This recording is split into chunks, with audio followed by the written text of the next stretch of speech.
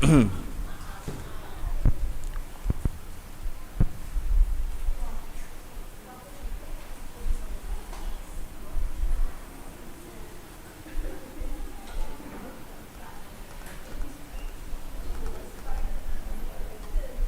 mayong hapon mga igsoon. Okay, salamat tas Ginoo sa lain kay giyonan yang gihatag sa ato to continue to study His Word. Especially kani nga atong pagsabot sa 10 Commandments, which is very important mga igsoon. So magtindog ta, let us sing together before we delve into our study this afternoon. Let's sing together our hymn, our Sovereign God.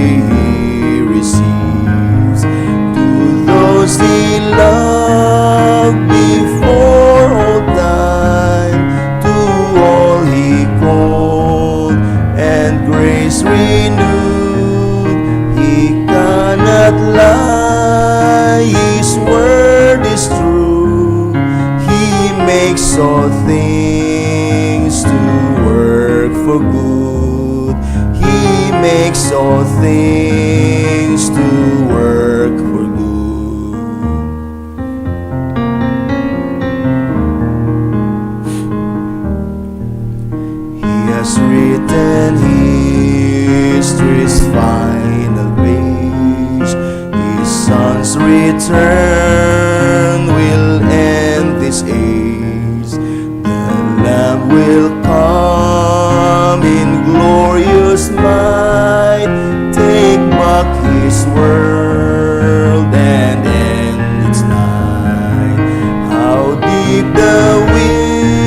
wisdom of our God, unknown and fathom are His ways, none counsels Him or knows His mind.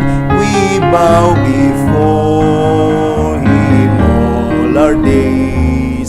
We bow before Him all our days. O sovereign God, we praise Your power, Your wisdom, goodness we adore. We bow our hearts before Your throne. Help us, O Lord, to trust You more. Help us, O Lord, to trust You more. Amen. Let's pray. Our sovereign God, indeed, we are great, Lord. By Your wisdom, by Your power, by Your goodness, imong gi-create ang tanan. Even, Lord, imong gi-create ang among world. You have created us also nga mabuhi ani nga kalibutan. You have provided everything, Lord, nga among makaon, hangin among maginhawa, tanan Ginoo imong gi-provide.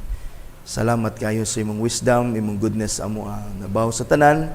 Salamat usab kayo sa imong pagluwas kanamo diha kang Ginoong Hesukristo. Salamat sa imong eternal plan of salvation sa amo.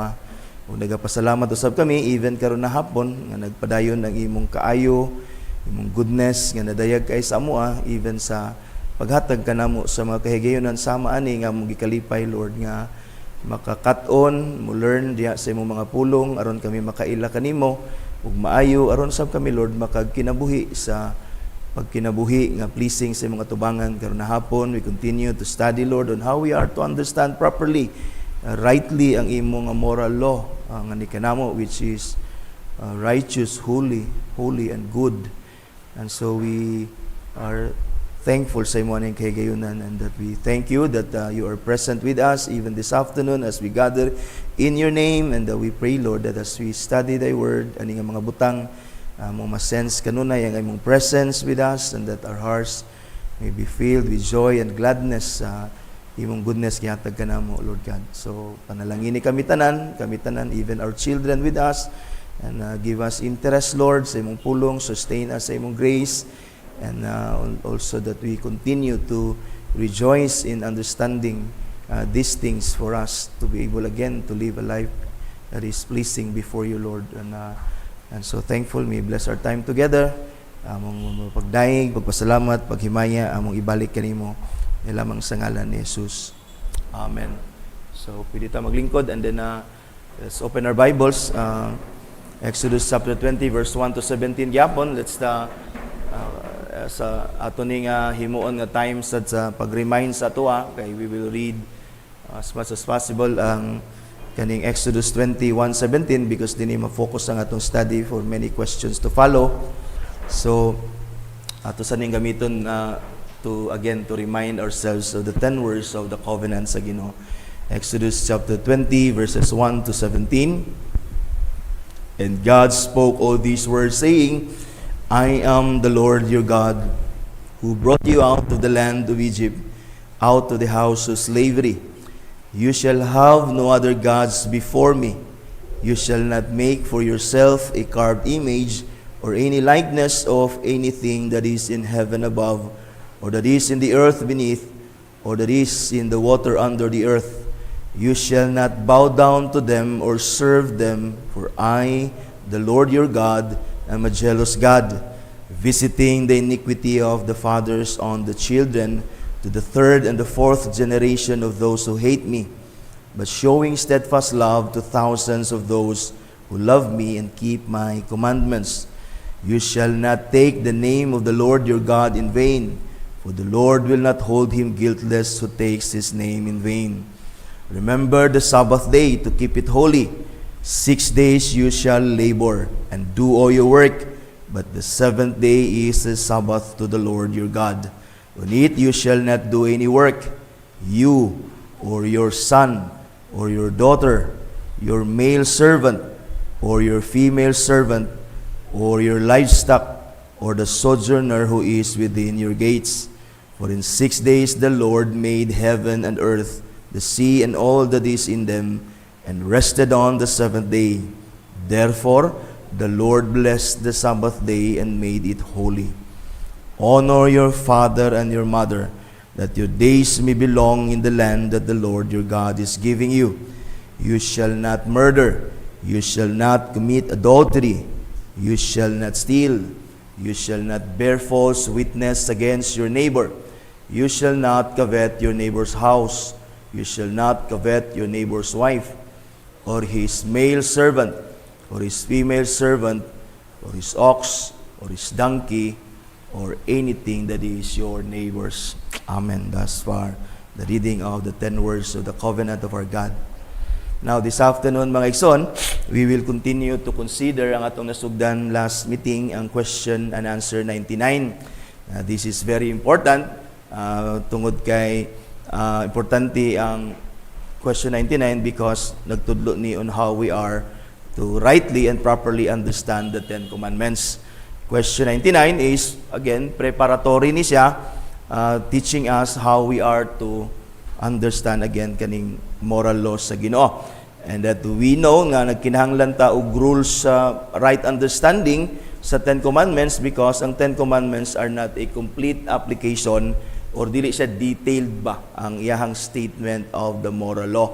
And but only a comprehensive summary. Summary, comprehensive, synecdoche or synecdoche, it inclusive na siya all the moral laws or the righteous rules of God on how we have to conduct our lives na adiha sa 10 words of the covenant. So muna nga kinahanglan natong sabton as we will study each and every commandment following meetings nato. So atong basahon ang question 99. Question is, what rules are to be observed for the right understanding of the 10 commandments, which implies nga kinahanglan gid naa gid day say rules to understand. So these are the rules for the right understanding of the 10 commandments. These rules are to be observed. Number 1, that the law is perfect and bindeth everyone to full conformity in the whole man under or unto the righteousness thereof, and unto entire obedience forever, so as to require the utmost perfection of every duty, and to forbid the least degree of every sin. Second, it is that it is spiritual, and so reacheth the understanding, will, affections, and all other powers of the soul, as well as words, works, and gestures. Third, that one and the same thing in diverse respects is required or forbidden in several commandments. Fourth, that as where a duty is commanded, the contrary sin is forbidden. And where a sin is forbidden, the contrary duty is commanded. So where a promise is annexed, the contrary threatening is included. And where a threatening is annexed, the contrary promise is included. Fifth, that what God forbids is at no time to be done. What He commands is always our duty, and yet every particular duty is not to be done at all times. Sixth, that under one sin or duty, all of the same kind are forbidden or commanded, together with all the causes, means, occasions, and appearances thereof, and provocations thereunto. Seventh, that what is forbidden or commanded to ourselves, we are bound according to our places to endeavor that it may be avoided or performed by others according to the duty of their places. And the eighth one, that in what is commanded to others, we are bound according to our places and callings to be faithful, to be helpful to them, and to take heed of partaking with others in what is forbidden them. So muna ang rules. So there are rules, right understanding of the moral laws. Ang gilis sa divines din last meeting, sa review, quick lang, be consider nato ang first two rules. The first rule of right understanding of the moral law is to understand that the law is perfect. Perfect siya in its origin, that is from the perfect God. In its nature, perfect siya because righteousness na siya. And then in its purpose, perfect siya kay revelation na sa Ginoo sa iyang kabubuton sa tuwa. And therefore it binds again. We are all subject. We are all under the moral law. And so subject siya to all His command. And then perfect obedience to all His commands. Subject ta sa iyang demand sa iyang perfect obedience to all commands. And ang obedience po nato is whole man, body and soul. In other words, dili lang external ang atong obedience, also ang atong sulod spiritually, ang atong soul, our emotions, our kanang gitawag motives, di ba? Ato pong i-check ang atong sulod as we obey the moral laws. And then ang iyahang perfect obedience is also perpetual, forever ni siya. Di ba? Dili ni kay temporal lang. Even in glory, we are still to obey the moral laws of God. And the second one, the second rule for right understanding sa moral law is atong i-bear sa mind that this is spiritual. Spiritual, and so reacheth the understanding the whole of man. In other words, it in fact includes our words, works, and our gestures. You see, muna itong natunan. And this afternoon, nato i-consider ang third, fourth, ug fifth. I think mura natong makaya karon. So tiwason nato ni ang last three next meeting, Lord willing. So let us consider the third rule for right understanding of the moral law. I-bear nato sa itong mind. Number 3, that one and the same thing in diverse respects is required or forbidden in several commandments. So meaning that the same duty may be required or may be forbidden in one or more of the 10 commandments. So ang usa ka sin pwede nga na-forbid na sa dilang sa kakuman, pwede sa lain ng mga commandments. For example, what is required? Sa fourth commandment concerning the Sabbath says, ang fourth command na ingon, 6 days you shall labor and do all your work. But the eighth commandment, God, which forbids stealing. Ang eighth command, nag-forbid sa stealing, thou shalt not steal, also requires a person to work. So, munang pasabot aning nga rule. So, naay command din sa fourth, it could also be commanded dito sa lain nga mga nga commandments at 10 commandments. Like kaning example, fourth commandments, Sabbath, gikinahanglan nga gikomanda to labor 6 days, do all your work in 6 days. But again, the forbidden nga command that forbids to steal is nga requires siya sa person to work for his living. For the person who lives without working is really stealing his living from someone else. You see, that's why si Paul sa Ephesians chapter 4 verse 28, nagingon siya, let the thief no longer steal. Nagingon si Paul, di ba? Siya, but rather let him labor doing honest work for his own hands. So ang isa ka command, ang fourth command, nag-command sa to labor. Kana siya nga command, naapod sa lain nga commandment. So munang pasabot ani nga rule.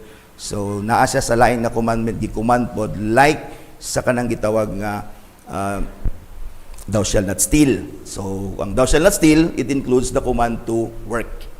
So nakuha nimo ang rule ngayon pasabot. So muna ilang pasabot dia. So examples for what is forbidden. The seventh commandment forbids adultery. Di ba? Ang seventh commandment, ayun, you shall not commit adultery, is also forbidden in the 10th commandment. Which is, naging dito, thou shall not covet your neighbor's wife.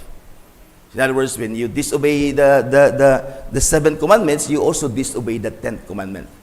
So, muna ilang pasabot. So, naay command sa one command, nga nagyapon sa pikas, na gi-forbid din nga gi-forbid po sa other nga mga commandment. Another example is to bear false witness. For example, in a murder trial or murder nga trial, if you bear false witness sa usa ka murder trial, kabalo ka nga kita ka nga gipatay to dito, o nya ni witness ka dito sa korte nga moingon ka nga wala, di ba? Mo bear false witness ka dito is a violation of both 6th commandment that thou shalt not murder, and also the violation sa 9th commandment that thou shalt not bear false witness. So another example sa kanang rule 3 is kung mag-bear false witness ka, wala lang ka na makak, wala lang nimo na disobey ang 9th command that thou shalt not bear false witness, na disobey pud nimo ang 6th commandment that thou shalt not murder. In other words, nakaparticipate ka to nga murder by bearing false witness sa mao nga case, mga ison. So another example is that the 10th commandment forbids covetousness, which is a violation of the first commandment. So ang 10th commandment, thou shalt not covet, That is the love of the things of the world, di ba? And then is a violation also of the first commandment that you shall have no other gods before me. Or even the whole gitawag na first table of the law.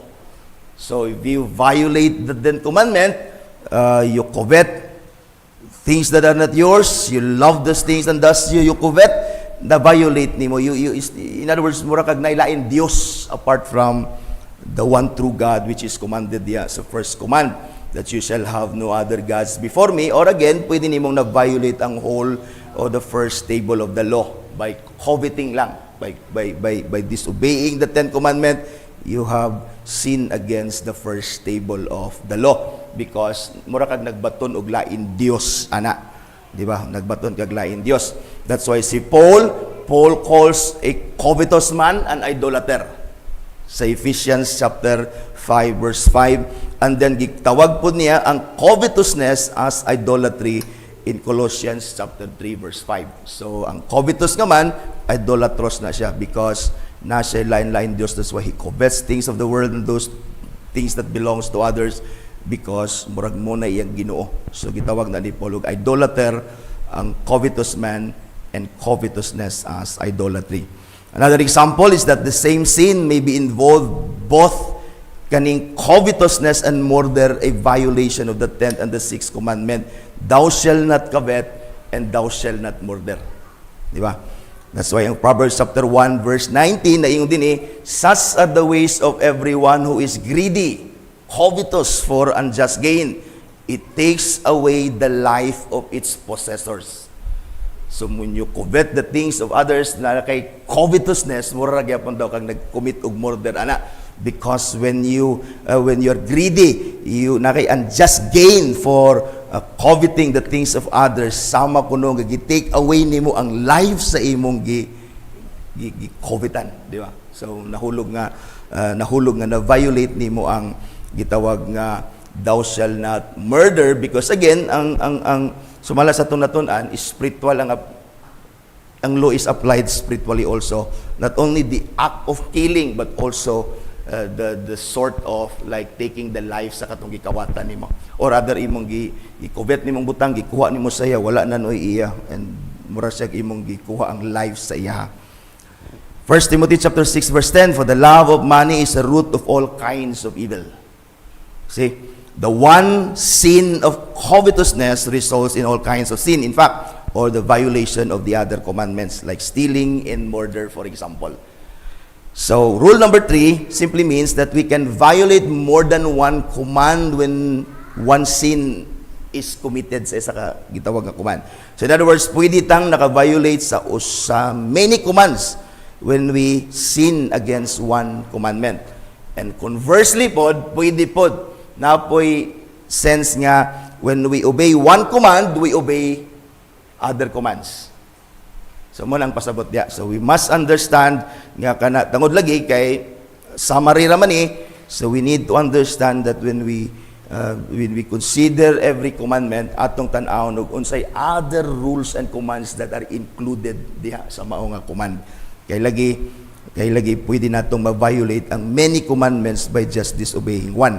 O pwede po natong na-obey ang many by just obeying one. So the question is, why various commandments overlap in this way? In other words, ga-overlap ba? So why ga-overlap ni siya?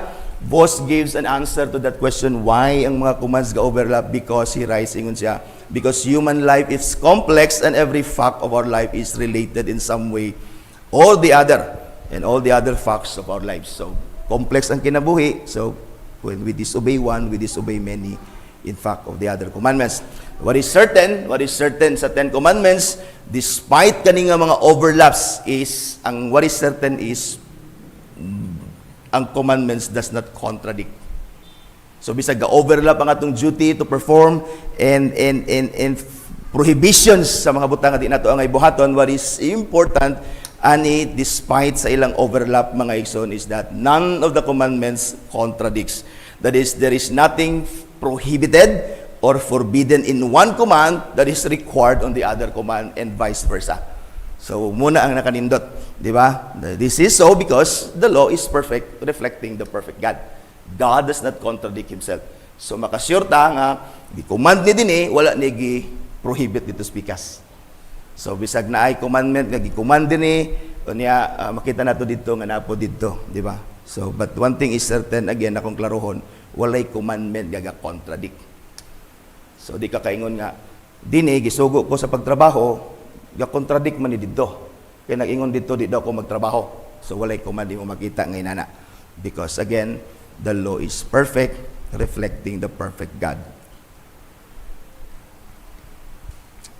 So mura na ang rule number 3. So ato ta sa rule number 4. So nakuha, walay question diya sa rule number 3. So magamit nato tong rule number 3 to understand all these 8 rules. So rule number 4, na yung din yung rule number 4, that as whereby or that as where a duty is commanded, you see, the contrary sin is forbidden. And where a sin is forbidden, the contrary duty is commanded. So where a promise that is also is annexed, the contrary threatening is included. And where threatening is annexed, the contrary promise is included. So kana. So remember that the Ten Commandments contain negative and positive forms of commands. Mostly, in fact, if we notice in Ten Commandments, mostly 8 of it is in a form of a negative or negative form sa command. That is kanang thou shall not, or the similar nga pagka-words. And then only 2 are in fact positive. That is the 4th command and the 5th command. If you notice, ang 4th command na ingon, keep the Sabbath. And then, ang 5th command na yung dito, honor your father and mother. So, positive siya in a form, or rather, it is in a form positive. But this does not mean that the moral law of God is negative rather than positive, because both negative and positive have corresponding opposite commands. So, bisan og mostly 8 ana sa commands, murag negative siya, but it does not mean nga negative gid na ang command sa Ginoo, because even the negative na positive opposite ana. So, even po sa positive na ay negative opposite ana. The negative form ba, ang like for example, ang honor your father na ay thou shall not dishonor your father dia. So makita nimo nga mo na ilang gipasabot dinhi. So concerning the commands and prohibitions, the Catechism says where a duty is commanded, the contrary sin is forbidden, and where that is the opposite, where the sin is forbidden, the contrary duty is commanded. So for example, again, the 5th commandment requires us to honor our father and our mother or our superior. It hence forbids to dishonor them. So, honor your father. Ang opposite na, thou shall not dishonor your father. So, naa ang opposite nga command. Not to submit to them also is a sin against the honor your father, or to despise your parents. And so, unsay imong buhaton anything that is negative, imong disobey ang positive command to honor your father and mother. Though it's not stated there, but again, it is implied in that positive command. There is an opposite of the negative that we must not do. Now, on the other hand, the 8th commandment forbids stealing. The 8th commandment, thou shalt not steal, it also requires, again, the command, the contrary duty, sumala sa gipakita ganiya, the duty to work. You see? So, makuha nimo diya nga ang command, ang opposite forbidden sin is nadya. So, ang 8th commandment is nag-forbid sa stealing. It also requires the command to the contrary duty to work, that we may not be exposed to any temptation to steal. And again, do not stated mga igsoon. So, and then this principle applies to all the 10 commandments. So, this principle is applied to all the 10 commandments. So, every commandment has a requirements and the contrary prohibitions, then vice versa. So, kung ay prohibition, na ay gitawag nga na command na kinahanglan natong buhaton. So, concerning the promise dinhi and the threatening, the Catechism applies the same principle. So, kung ang command, prohibition, kung prohibition, command. Diba? So, makita nato sa negative forms, na ay positive ana. So, katong mga positive, na po'y negative nga mga thou shall not ana. So, kanang keep the Sabbath holy, na po'y thou shall not profane the Sabbath, pwede na. So, nadya, nakabutang nadya. I mean, naana dia, taliwala nga wala siya explicitly nga na-state mga ison. The same thing sa gitawag og threatening and kanang gitawag nga mga na-promise. Ang Catechism na yun din is, so where a promise is annexed, nagibutang diyan, nagsumpayan nag-promise, the contrary threatening is included. And where the threatening is annexed, the contrary promise also is included. Example, the second and the third command containing threatening. Kanang second and the first table of the law, the second and the third contain threatening, and the fifth contains also a promise. Now, in the second commandment, the contrary promise is stated. So, makita nato there, you shall not make you for yourself a carved image or any likeness of anything that is in heaven above or that is in the earth beneath, that is in the water under the earth. You shall not bow down to them or serve them. Na ay gitawag nga din nga promise that is stated, for I, the Lord your God, am a jealous God. Rather, threatening. Visiting the iniquity of the fathers and the children to the third and fourth generation of those who hate me. And then I promise yapon. But showing steadfast love to thousands of those who love me and keep my commandments. And in the third also commandment, you shall not take the name of the Lord your God in vain. Na ay threatening din na, for the Lord will not hold him guiltless who takes his name in vain. But again, bisag na threatening na po'y opposite nga promise ana.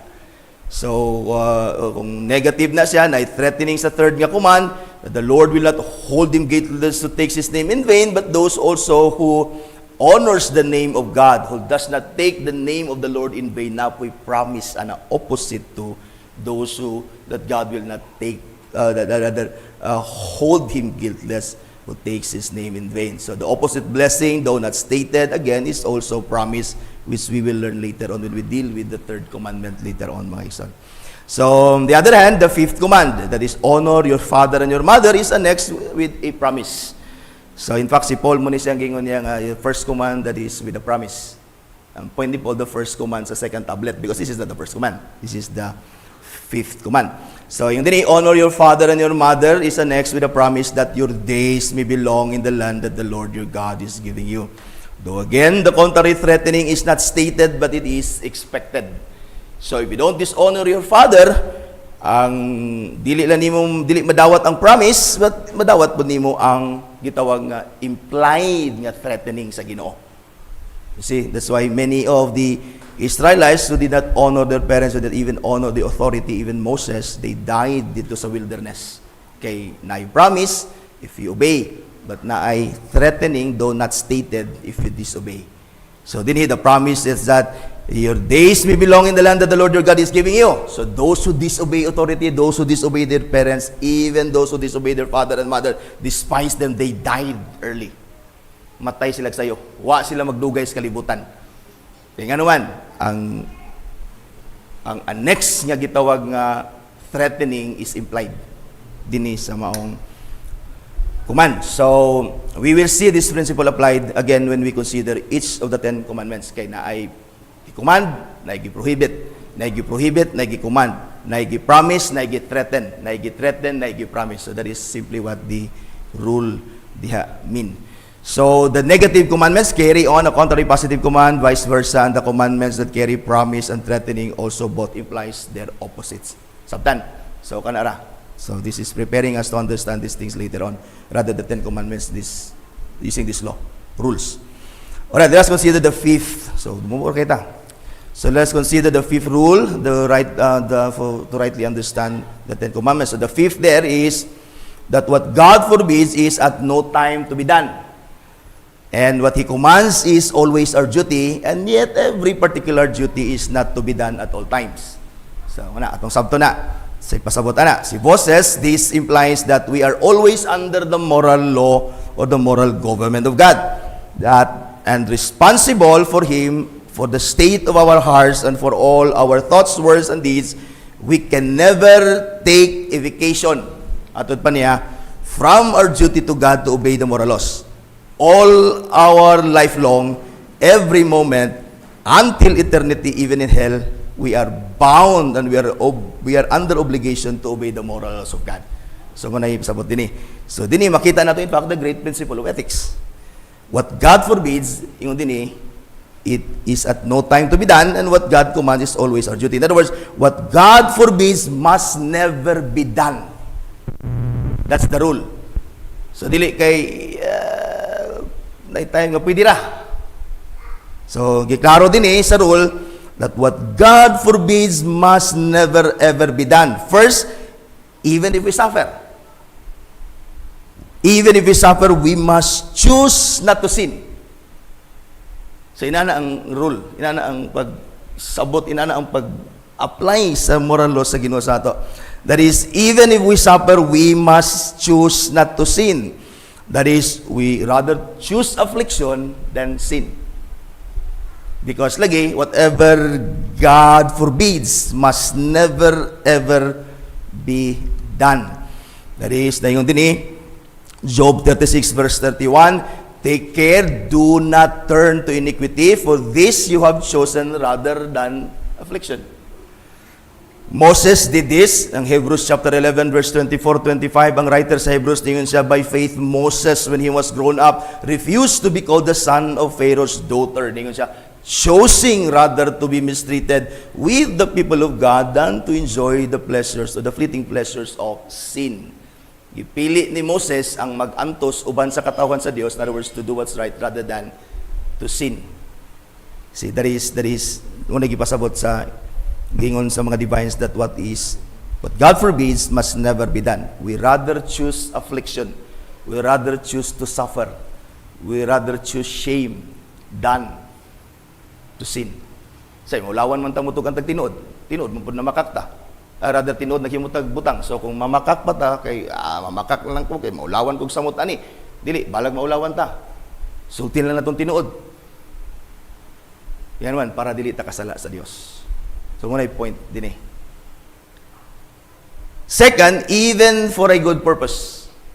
First, that is, that what God forbid must never be done. That is, even if we suffer, we choose to suffer.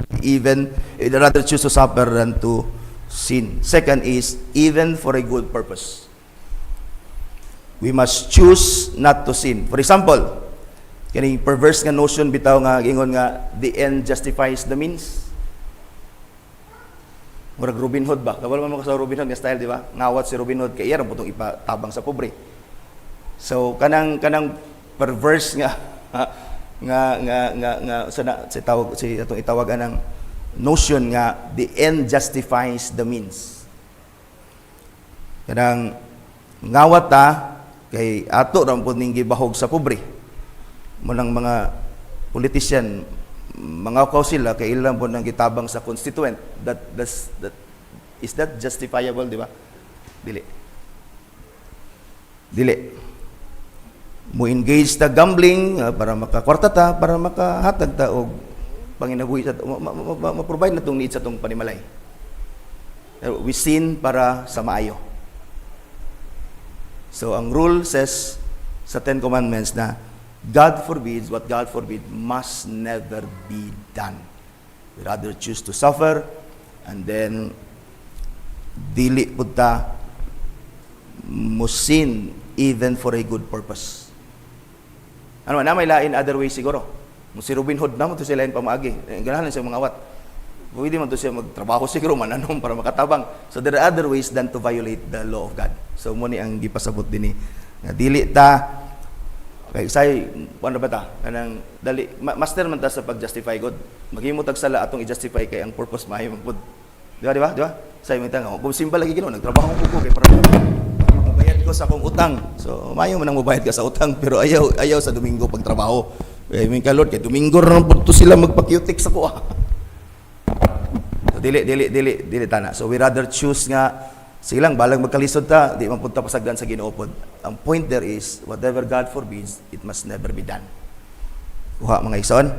Kuha, so mura, stricto kay Ginoo, pero silang na may grace ang Ginoo. Even if we fail, He will always forgive us. But again, still, we must not lower the standard sa Ginoo on how we are to conduct or understand and even to apply the moral laws sa Ginoo sa atong kinabuhi, mga igsoon. So, kana.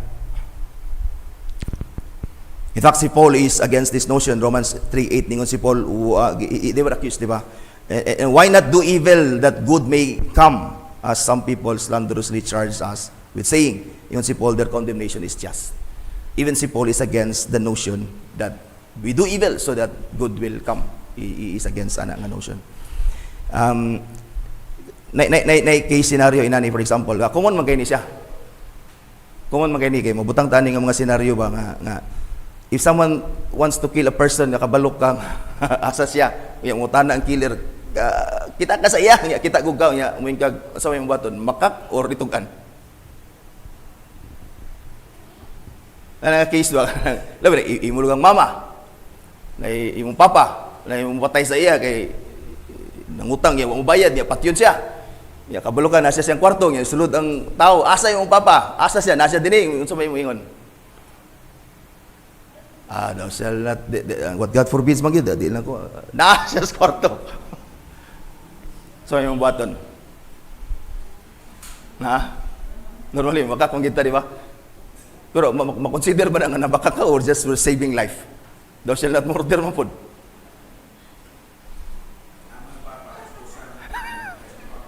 Saan sa?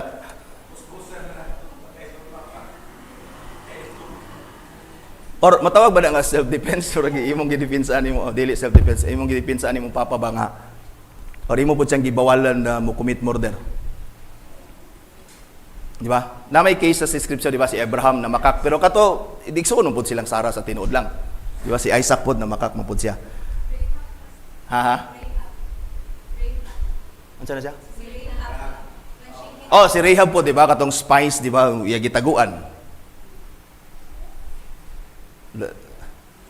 Does that mean na si ang Ginoo ni consent sa iyang pagpamakak?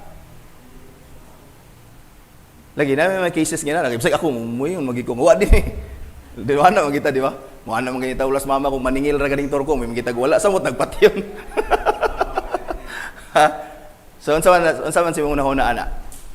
But still the law, the rules still applies, di ba? Pero ikaw na magtimbang-timbang, ana. Thou shall not kill, thou shall not lie. Di ba?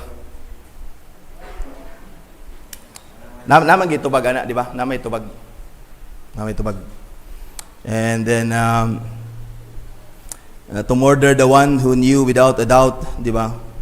Another scenario, i-murder nimo ang tao nga nagplano nga nag-murder sa imo.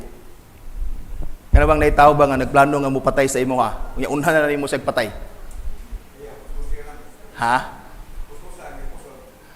Or kanang siguro hulatan lang siguro nimo nga patyo na kaniya kay aron igmapatay nimo siya, self defense man to.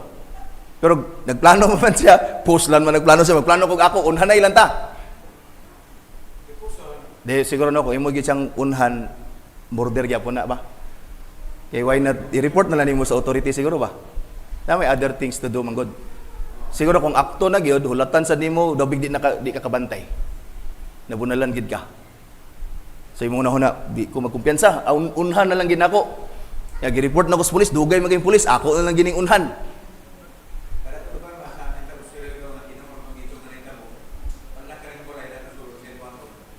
Lagi. Imo to silang di naman imo to siya mabunalan kay napadlakan man kasulod. Lagi. Lagi sila gawas no, dawig nasunog to, masugba sila dito kay gipadlakan. Katong nagpadlak nakasala magyapon to siya. Kasala gyapon to siya. Iyang gibutang sa danger ang life dito ba, so na violate yapon ni ang thou shall not murder. Di ba kanang matupad nila kanang you take risk sa imong life ba? You're just if you put your life in risk, you violate the command that thou shall not kill. Mura na siya suicide ba? So kani mga scenario lang, but I believe na when we come sa ani nga gitawag nga mga butang or ani nga mga cases, diyan na nimo itimbang-timbang og lagi na. Pero again, the rule, ako lang ning gibutang nga scenario kay naman gud ni sa tinuod man gud ni. Makakbako, naningil ra man ni siya. Ay tugan ko lang ni, naningil ra man pod. Na si mama dia, di siya kabayad. Ana lang ko di ba, isultin lang nato nga na si mama.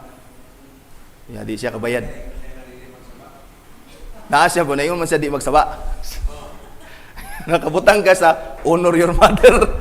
Thou shall not lie. So ni honor your mother, thou shall not lie. Dili. Sulti gikas tinuod, di ba? It is not dishonoring your mother pod. So kanang gibutang na ako ni dinhi kay para nga makahuna-huna mo gamay. Pero again, the rule is that what God forbids must never be done. Must never be done. And then second is what God commands is always our duty. It is always our duty. In other words, what He forbids must never be done. What He commands must always be done.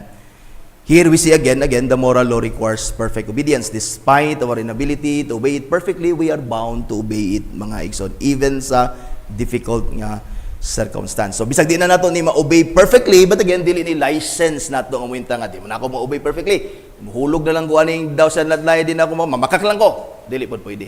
Because again, the rule is what God commands was always our duty. In fact, ang atong may buhaton, ang gingon sa Deuteronomy chapter 12, verse 28, na yun ang be careful to obey.